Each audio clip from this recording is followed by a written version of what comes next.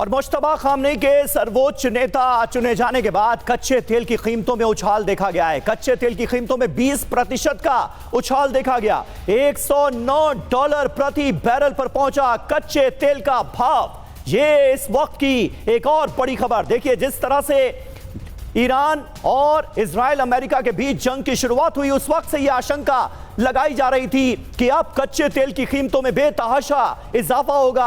हमने बीते दिनों ये होते हुए देखा भी, लेकिन अब मुश्तबा खामनेई के नए सुप्रीम लीडर बनने के बाद तेल की कीमतों में और ज्यादा उछाल आया है। $109 प्रति बैरल पर कच्चे तेल का भाव पहुंच गया है।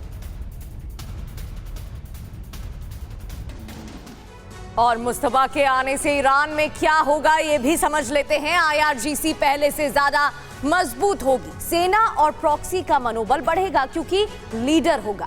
ईरान स्लो लेकिन लंबी जंग लड़ेगा। ग्लोबल शिया एकजुटता बढ़ जाएगी।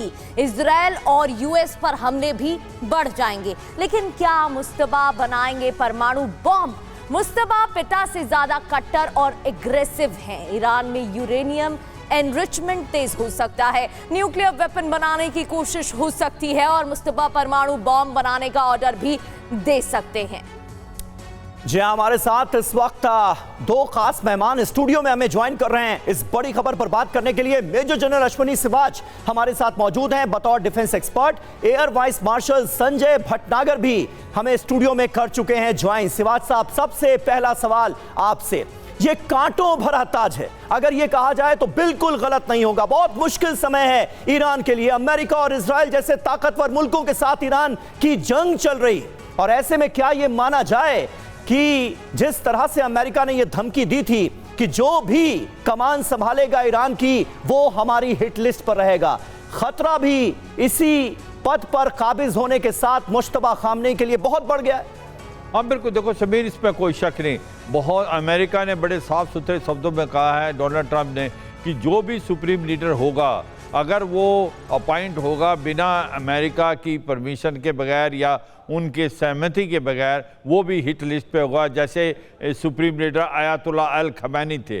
और अगर आप देखें कि इनके जो लड़के हैं मुस्तफा खमैनी, ये ज़्यादा कट्टर हैं और ये IRGC के कंट्रोल करते थे। इनको शैडो पावर बोला जाता था। जो अपॉइंटमेंट IRGC की इंटेलिजेंस जो ऑपरेशन होते थे वो सब की कमान। सर, और आप जब बोल रहे हैं तो आपके बगल में ठीक वो फोटोग्राफ हम दिखा रहे हैं जो खामनेई के ऑफिशियल ट्विटर हैंडल से, ऑफिशियल X हैंडल से पोस्ट की गई है, जिसमें आयतुल्लाह खामनेई एक तरफ नजर आ रहे हैं और जिस मिरर में, जिस शीशे में वो देख रहे हैं वो मुश्तबा खामनेई की तस्वीर है। यानी इसमें यह दिखाने की कोशिश की गई है, ईरान की आवाम को यह बताने की कोशिश की गई है कि आयतुल्लाह खामनेई ईरान का जो झंडा है, जो नेशनल फ्लैग है, उसे सौंप रहे हैं मुश्तबा खामनेई को। यह तस्वीर खामनेई के ऑफिशियल हैंडल से जारी की गई है। जी सिवाच साहब, अपनी बात पूरी कीजिए।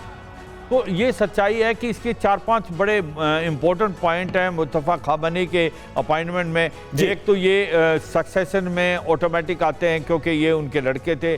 सेकंड ये थे कि ये शैडो पावर लास्ट 4-5 साल में यही कमांड कर रहे थे IRGC को, उसकी अपॉइंटमेंट, उनके ऑपरेशन को। तीसरा, ये इनका जो नज़रिया है अमेरिका को लेके और वेस्टर्न कंट्री को लेके ज़्यादा एक प्रकार हार्ड लाइन है, और ये 2019 के बाद इनके ऊपर बैन लगा दिया था। हो सकता है ये न्यूक्लियर वेपन बनाने की कोशिश भी करें। और चौथी बात इंपॉर्टेंट है कि कितने दिन वो जिंदा रहेंगे, ये इस पर डिपेंड करता है कि जो सटीक हमले हो रहे हैं अमेरिका और इजराइल के, वो क्या कर पाते हैं। मगर एक सच्चाई है कि शिया जो कम्युनिटी है जो पूरे वर्ल्ड में, उन्होंने इसको एक बार जश्न मनाया है क्योंकि वो चाहते थे, जबकि प्रेशर था जो असेंबली ऑफ पावर जिसने सेलेक्ट किया है, ये उसके ऊपर बहुत प्रेशर था कि ऐसे नुमाइंदे को बनाया जाए कि जो कहीं ना कहीं एक्सेप्टेबल हो अमेरिका को। इसीलिए जो प्रेसिडेंट थे मसूद पिज़ेश्कियान, उनका नाम भी फ्लोट हो रहा था इनडायरेक्टली।